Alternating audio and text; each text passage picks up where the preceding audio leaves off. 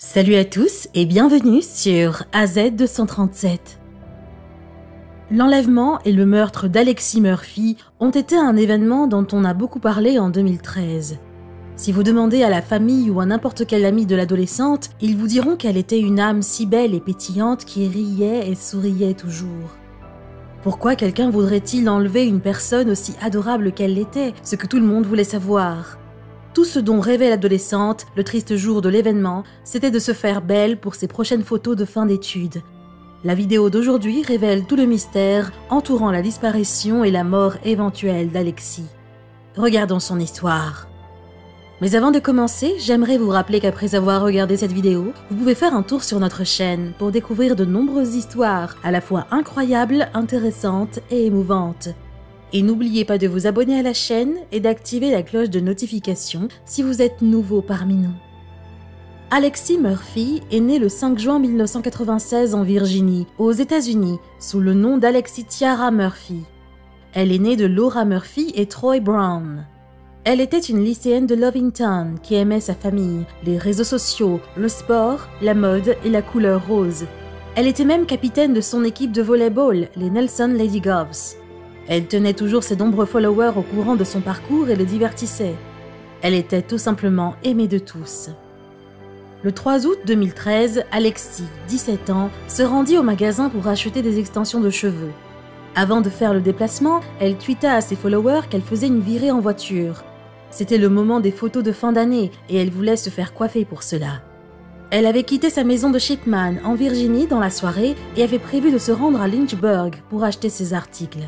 Sa mère, Laura, lui donna de l'argent et la regarda partir au volant de la Nissan Maxima 2003 blanche de son mari. Laura déclara que sa fille riait et était très excitée en sortant de la maison.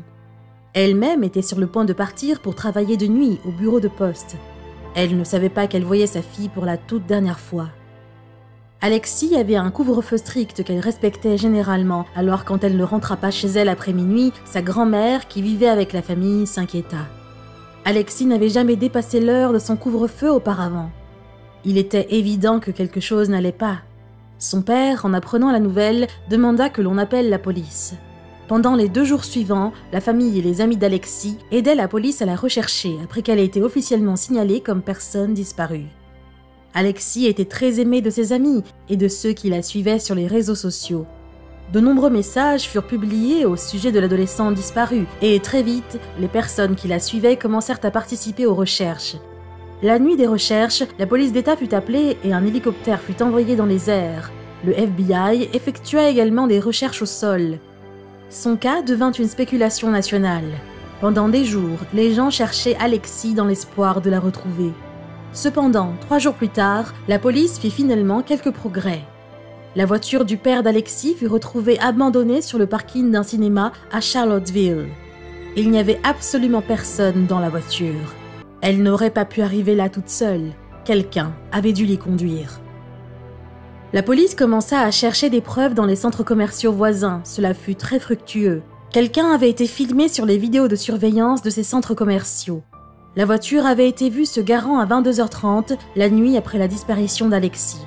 Malheureusement, il faisait très sombre dans la nuit et il n'avait pu distinguer que la silhouette de la personne. Il était impossible de dire qui était sorti de la voiture. C'était une vidéo de surveillance en noir et blanc très granuleuse. Peu importe l'amélioration de la vidéo, il était toujours difficile de voir la personne. La découverte n'était pas exactement futile. En effet, elle fournissait aux enquêteurs une intuition ou un indice sur l'endroit où Alexis aurait pu aller ou s'arrêter un moment. Les adolescents du quartier avaient un endroit où ils avaient l'habitude de traîner après l'école et le week-end. La police pensa qu'Alexis avait pu y traîner pendant un certain temps. C'était la station-service Liberty. Après avoir cherché dans les vidéos de surveillance de la station-service, ils firent une autre grande découverte. La vidéo montrait l'adolescente entrant dans la station et s'arrêtant pour acheter de l'essence à 19h15 pour son voyage. Les profilers disaient qu'Alexis semblait heureuse comme d'habitude. Elle n'avait pas l'air effrayée ou en colère. Tout semblait parfaitement normal. Cependant, les choses prirent une tournure intrigante alors qu'elle sortait de la station-service. Un homme lui tenait la porte pendant qu'elle sortait. Comme il s'agissait d'une rencontre plutôt normale, Alexis n'avait rien dit. Elle ne s'arrêta même pas pour le regarder. Elle sortit seulement tranquillement. La police prit toutefois note de l'homme sur la vidéo de surveillance et de ses attributs. Il avait un grand tatouage unique au niveau du cou et il conduisait un véhicule assez particulier, une Chevrolet Suburban de camouflage. Ensuite, ils avaient tous deux été vus quittant leur voiture dans la même direction. Pendant que les recherches se poursuivaient, le FBI essayait de localiser le signal du téléphone portable d'Alexis afin de déterminer l'endroit où elle se trouvait le plus récemment avant sa disparition. Heureusement, le signal de son téléphone portable fut capté par une tour de téléphonie mobile qui était plus proche que prévu. Elle était située dans une zone à moins d'1 kilomètre au nord de la station-service. Il était temps pour les enquêteurs de faire un balayage de la zone. Le FBI et la police d'État de Virginie fouillèrent l'endroit. Ils trouvèrent une propriété abandonnée juste à côté de la route 29, le long de l'autoroute principale. C'était une vieille maison entourée de végétation, car c'était déjà l'été. La Chevrolet Suburban camouflée fut trouvée garée dans un buisson envahi par la végétation. Cela ressemblait à une tentative pour cacher la voiture. Ce qui était encore plus intriguant, c'était que l'homme aperçu sur la vidéo de surveillance était la même personne qui accueillit les enquêteurs. En s'approchant de plus près, ils purent voir le tatouage. Il s'agissait d'un grand tatouage de Daffy le canard sur son cou. Ils n'avaient aucun doute sur le fait qu'il s'agissait du même homme repéré dans la vidéo. On lui posa quelques questions et il faisait de son mieux pour ne pas s'incriminer. En jetant un rapide coup d'œil à la propriété, les détectives repérèrent un camping-car et s'en approchèrent. Sur le toit du camping-car se trouvait une caméra qui donnait sur l'allée. Le nom de l'homme fut finalement révélé. Il se faisait appeler Randy Taylor. Randy invita les détectives à entrer dans son camping-car. Un des détectives fut attiré par quelque chose de brillant qui ressemblait à un anneau de nez ou une boucle d'oreille et un ongle dans le tapis.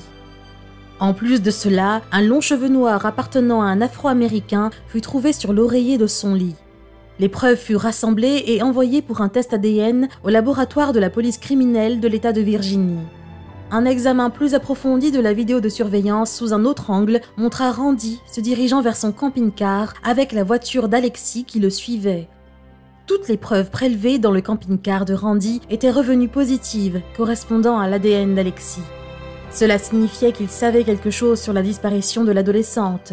Cela incita les détectives à y retourner et à poser plus de questions. Sachant que la police avait des preuves de son lien possible avec Alexis, il déclara que l'adolescente et un homme noir avec des dreadlocks étaient venus dans son camping-car pour se procurer de la drogue.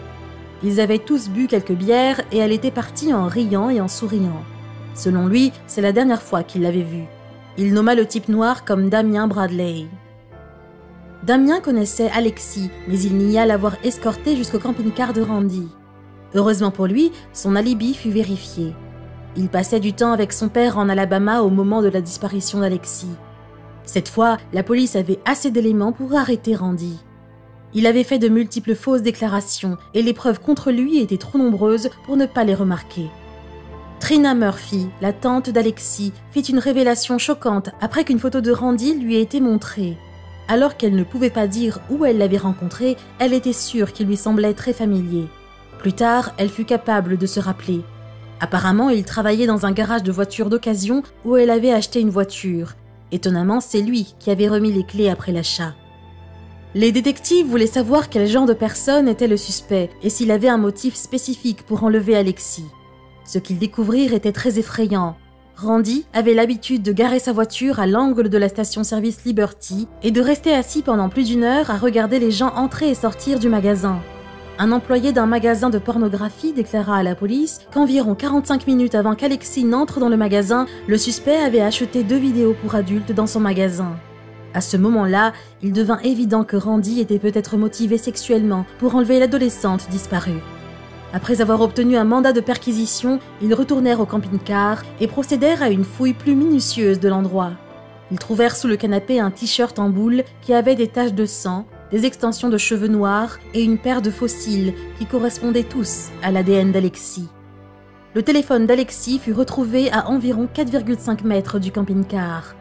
Sans le corps, les gens étaient impatients de savoir si Randy allait être inculpé. Il fut en effet inculpé et reconnu coupable de meurtre au 1er degré et d'enlèvement avec intention de déflorer.